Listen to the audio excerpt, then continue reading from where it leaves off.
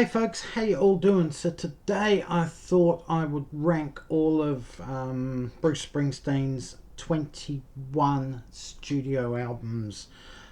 This came about because I was having a conversation or comments with Mike from PC31, his YouTube channel there, and we were having discussions about Bruce Springsteen a while ago, and he was mentioning he was going to do a Springsteen albums ranking. Came about, I said, I bet a couple of mine up really high certainly wouldn't be in your list, up high as they are in my list. And yeah, we both sort of said, well, hey, it'd be interesting to see what each other thinks of Bruce Springsteen's albums and where we rank them. So this is it. This is my ranking of Bruce Springsteen's 21 studio albums. Hope you enjoy this, Mike, and I look forward to seeing yours.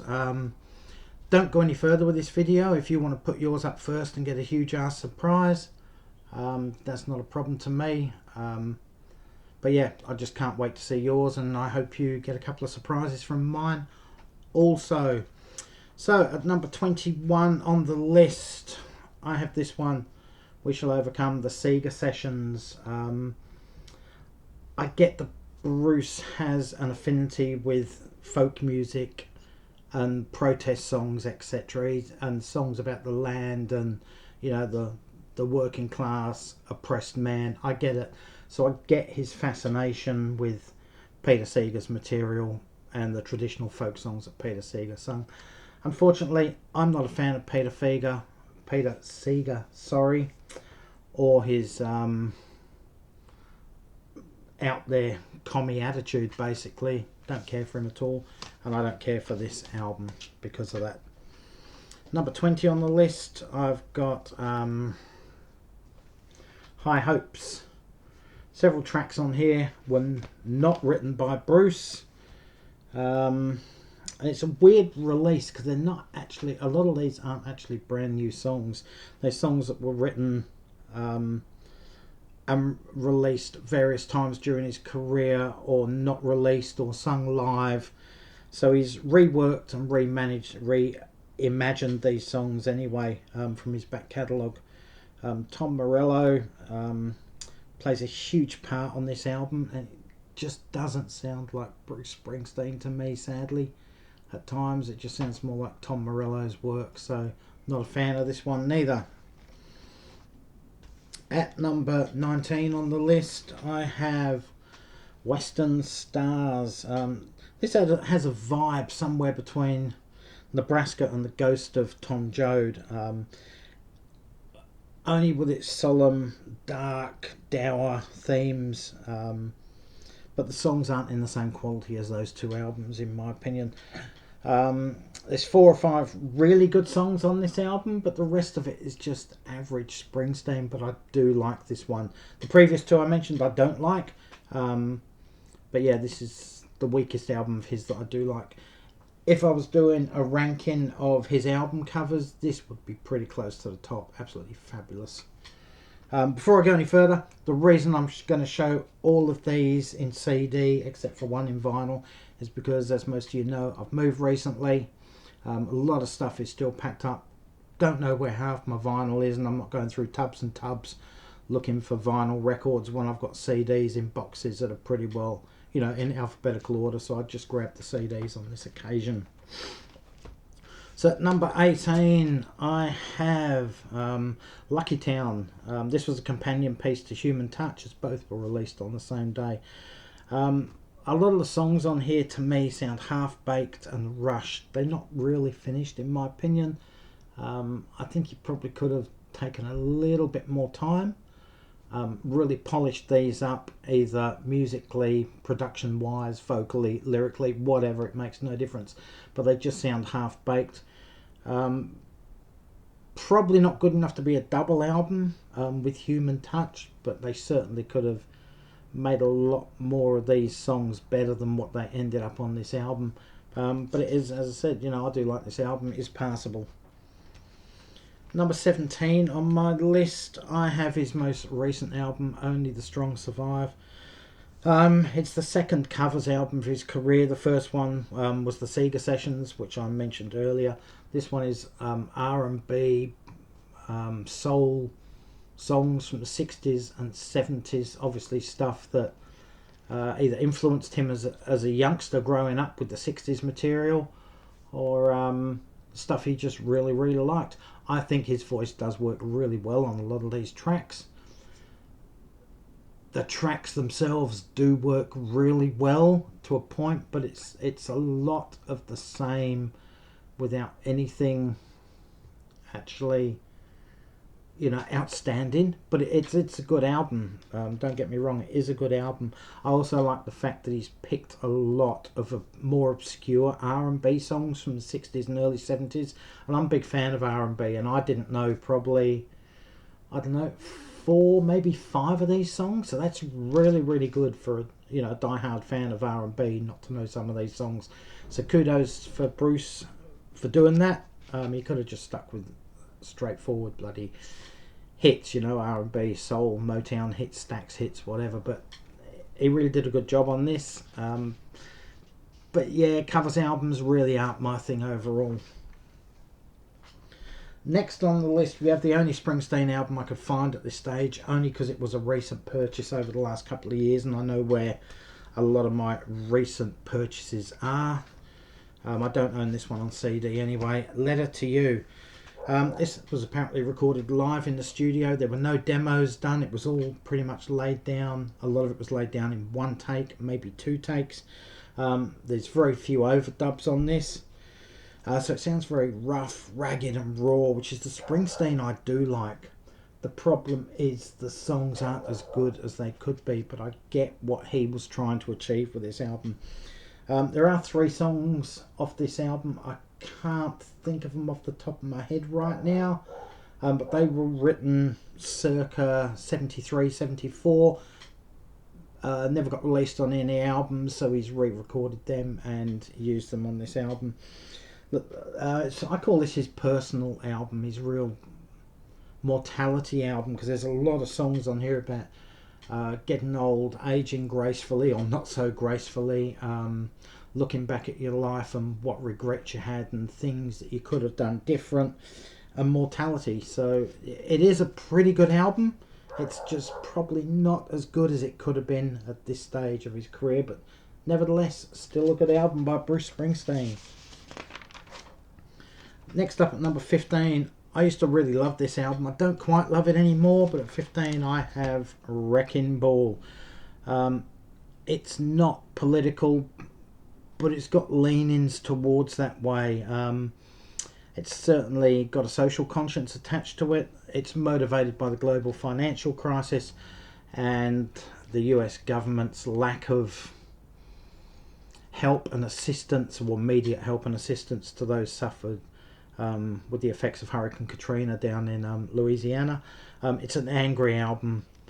It hits its mark on every level, and it's a solid late career album showing that he still has a fire in his belly and something to say about important issues that are going on in his life and the life of Americans. So yeah, very good album. This one, as I said, I used to love it. It's just below that now. 7.5 is the start of out of 10. 7.5 out of 10 is the start of what I would consider an album I love. This one comes in at number 7. It just dips slightly, but still a very, very good album. Number 14 on my list, I have Human Touch. I've had its companion piece, Lucky Town, earlier in the list. This is the same thing in my opinion. There's a few half-baked songs on here that don't seem quite finished. Would it have made a good double album being released, as with Lucky Town as a double album? I don't know. Maybe it would have, maybe it wouldn't. Maybe he could have got rid of 3 or 4, 5 songs off this album, brought 3, 4, 5 songs off Lucky Town. Had an absolute cracker of an album, but he wanted to get these songs out there, so good on him. The only issue I really have with this song, the main issue, is that it's 14 tracks long. It just seems to just overstay its welcome, and that's because I think, like I said, the songs sound half-baked, so it just seems to go nowhere really fast. This album would certainly not have been number 14 on my list. It would have been somewhere around 18, 17, with Lucky Town. However, it does contain my favourite Bruce Springsteen track of all time, and that is the title track, Human Touch. So there you go, folks. Pardon me. Yeah, Human Touch is my favourite Bruce Springsteen track of all time. Number 13 on my list, Greetings from Asbury Park. Yeah, solid debut album. The production and overall sounds slightly stifled, too compressed, for want of a better word, and messy, but it's still a very good listen. I mean, come on, any guy that can open up his debut album with a song as good as Blinded by the Light is just, you know, you can see the guy's got talent, masses of talent. All these songs are really, really good. Probably half the album I do love. It is an excellent album. It's a shame that it comes in number 13. But, you know, with most other artists, it might be top 5. But with Springsteen, with the quality of his material, what I consider is the quality of his material, yeah, this one stays at number 13 for me. Number 12 on my list, I have Devils and Dust. I like to call this an acoustic album. And essentially, basically, it is an acoustic album, but there's brass on it, there's strings on it, there's several unusual instruments you wouldn't associate with Bruce Springsteen as well. Tamboras, sitars, and sarangis are featured here too. Many of these tracks had remained unfinished for at least a decade before this album was finished. He'd written them, he'd demoed them, he'd done bits and pieces on them, but he hadn't finished them. So to get these songs together, absolutely finish them and make it all fit like they belong on one album, as opposed to being written and possibly recorded over a previous decade, is a really good effort. Not many artists can do that, but he really nailed this. Great stuff. Excuse me. Number 11 on my list, I have Tunnel of Love. How do you follow up the biggest album of your career, the most commercially successful album of your career, with Born in the USA? You follow it up with a 1987 album that is full of synthesizers, drum machines, and love songs, as in, you know, unrequited love, lost love, found love, etc. It's just Springsteen. He just, you know, does a 180-degree circle or half circle and goes back to somewhere else where he hasn't been before, and that's what Bruce Springsteen does, I'm afraid. It's a solid collection of songs. It has a slightly different sound than his other albums because it is more of that stereotypical, you know, 1980s synthesizer and electronic drums sounds, but it is a very, very good album in my opinion. Number 10 on my list, I have The Wild, The Innocent, and the E Street Shuffle. Touches of funk on this album, hints of jazz as well. Is his second album. I guess he's branching out and trying a couple of different things, but it still sounds uniquely Bruce Springsteen and the E Street Band. It does sound restrained and safe on here. It's like he's found a formula and he's stuck with it, and he's not prepared to deviate from that sound from his debut album. He wants to keep going with what he's done at this stage. He'll branch out with his third album, Born in the USA, anyway. But yeah, it's pretty much the same formula as the debut album. It sounds sterile and clinical, whereas the other album sounded stifled and messy. This sounds sterile and clinical. It's overproduced, but the quality of the songs on this album, just look at the songs on there if you're not sure of this album. I mean, these were stock standard live songs for at least 35 years of his career. Absolutely incredible. I do prefer the live versions of this. I prefer Springsteen as a live artist as opposed to a studio artist, because the feel does go out of a lot of his stuff. Not all of it, but a lot of it. But still, an excellent, excellent album by Bruce Springsteen. Number 9 on my list, I have Working on a Dream. The This album contains Outlaw Pete, which is an absolutely brilliant song, one of the best songs of his career. The album itself is basically a political rallying cry to elect Barack Obama, and the title track was used by Barack or the Democrats as part of their election campaign to elect Barack Obama. Yeah, it is a really good song. It's more a cry to get people out there to vote, basically, than a political album, but it does have a social conscience with a lot of stuff. Excellent album again.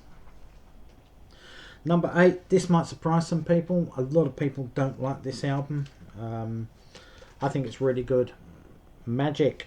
It's a highly energetic rock album in which Bruce disguises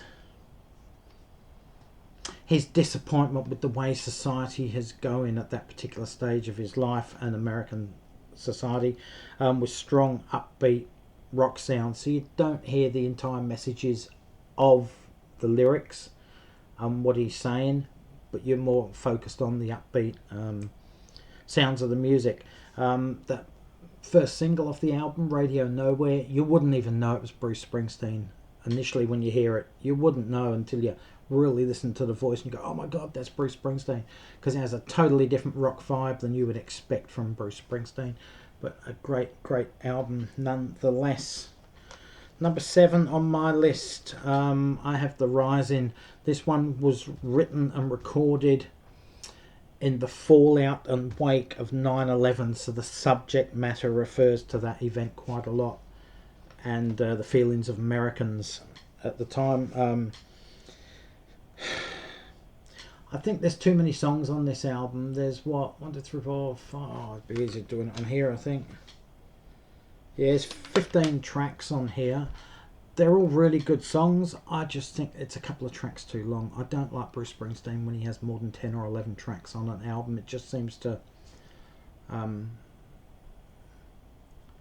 they overstay their welcome. Not there's anything wrong with it, but it's just like you start looking at your watch or time going, oh my god, still got 3 songs to go. Not there's anything wrong with it. It works on every level.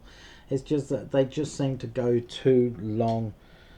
Had this have been 2 or 3 tracks shorter, maybe 4 tracks shorter, this certainly would have been a top 5 album for me. But yeah, it's an excellent snapshot of the mood of America and Americans in the wake and fallout of 9/11. Great stuff. Number 6 on my list, probably have his pretty much most famous album, I guess. Not most famous, Born in the USA would be his most famous, but Born to Run.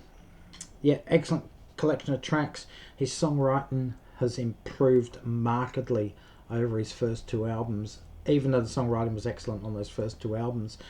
It doesn't sound as sterile, clinical, stifled, muffled, messy in the production that the first 2 albums did. I think they've learnt a bit and they've pulled it back a bit on the production and given it a bit of a more live feel than a studio feel, even though you can tell it is a studio album. I mean, you just look at these tracks on here. Yeah, Thunder Road, 10th Avenue, Freeze Out, Backstreets, Born to Run, Meeting Across the River, Jungle Land, bona fide rock classics. Most artists don't even have that amount of rock classics in their entire catalogue. He has it on 1 album, and he continually does it on albums. It's not just once, it's every album there seem to be classics on. But that's it. Yeah, number 6. At number 5, I've actually thought this album would come out a lot higher. I generally say this is my number 2 album. I know what my number 1 album is, obviously, but my number 2 album of his career, and it is The River. Double album, complete masterpiece, can't put a foot wrong. There's 20 tracks on here. Just about everyone is an absolute cracker. Just about everyone could have been a single. You got Hungry Heart on here, which was quite a big hit single worldwide. It doesn't stand out from the other tracks. The other tracks are just as good, some a lot better than Hungry Heart. Yeah, it's got everything. It's got solid rock, it's got acoustic ballads, songs of being down and out, songs about cars, songs about being in love. It's just absolutely incredible. And it doesn't feel like a double album when you play. I know it is on 2 CDs, but it just doesn't feel like a double album from the opening track right through to the final track. Just an absolutely rock classic, in my opinion. So we're getting into the top 4 now.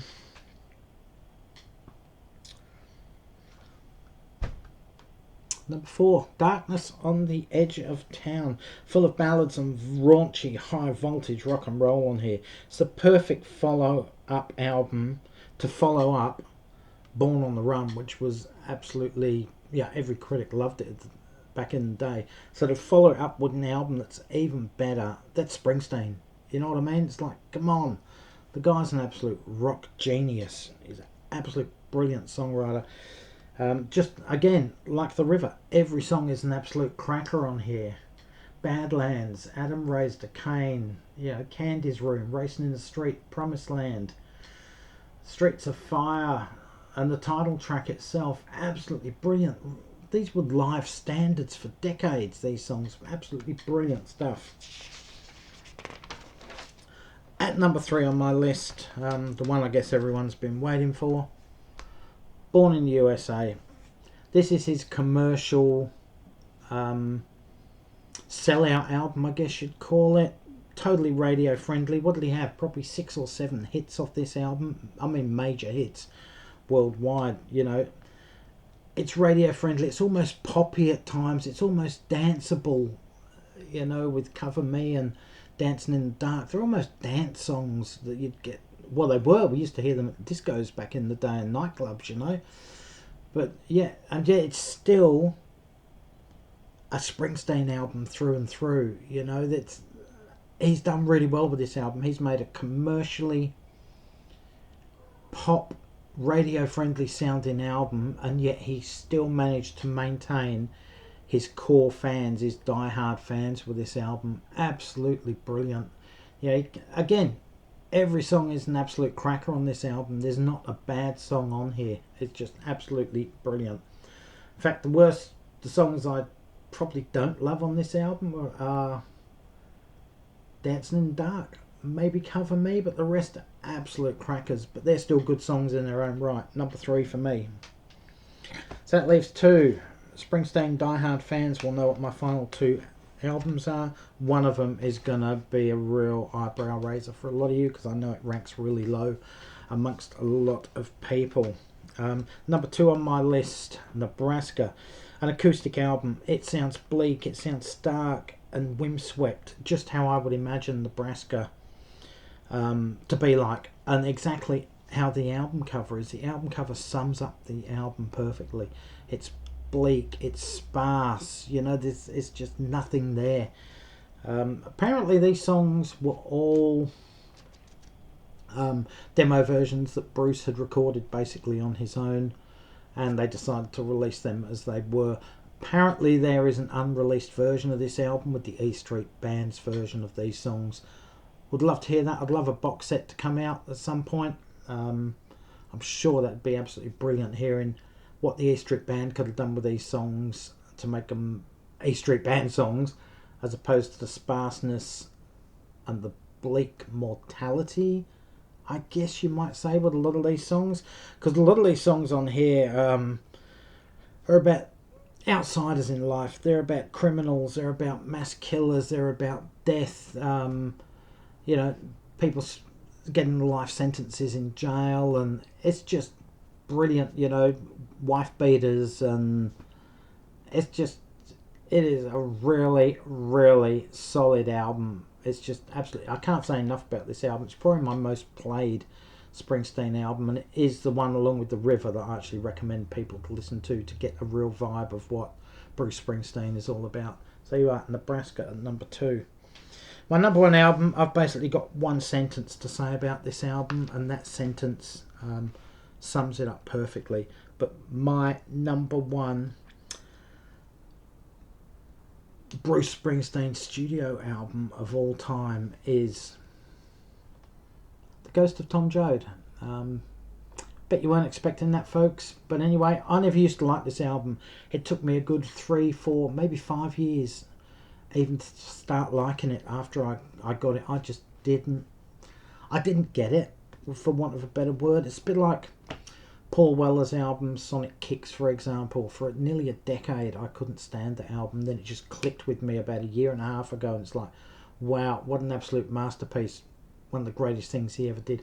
This album is the same. It took me a long time, as I said, a few years, and once it clicked, I just can't get enough of this album.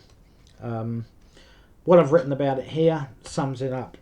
It's not his most popular album, but he's at his artistic zenith with this album. It's bone-chilling writing, and his emotions are laid bare in this spectacular body of work in every aspect. And that sums it up for me. If you haven't heard this album, go get it. Give it a chance to grow on you. I think you'll love it. It's one of those that does grow on you, because it's not really Springsteen. It's folky. It is folky, you know. There's harmonicas on it, etc. But it's not your usual sounding Bruce Springsteen album, if you know what I mean. It is strictly Bruce Springsteen, but it's not at the same time. It's not as accessible as a lot of his albums. As I said, you know, it's bone-chilling songwriting on this album, you know, and his emotions are laid bare. Absolutely artistic zenith, as I mentioned. Absolutely brilliant. Do yourself a favour. The Ghost of Tom Joad, my favourite Bruce Springsteen album of all time. Anyway, guys, sorry I've rambled on for nearly half hour about, you know, 20 whatever albums by Bruce Springsteen, 21 studio albums.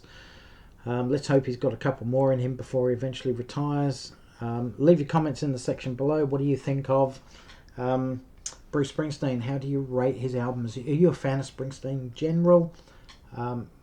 What albums of his do you own, don't you own, etc, etc. Anyway, guys, sorry for boring you to death over the last 27 minutes and 12 seconds so far. If you like what I do, hit that subscribe button down there. Give me the thumbs up.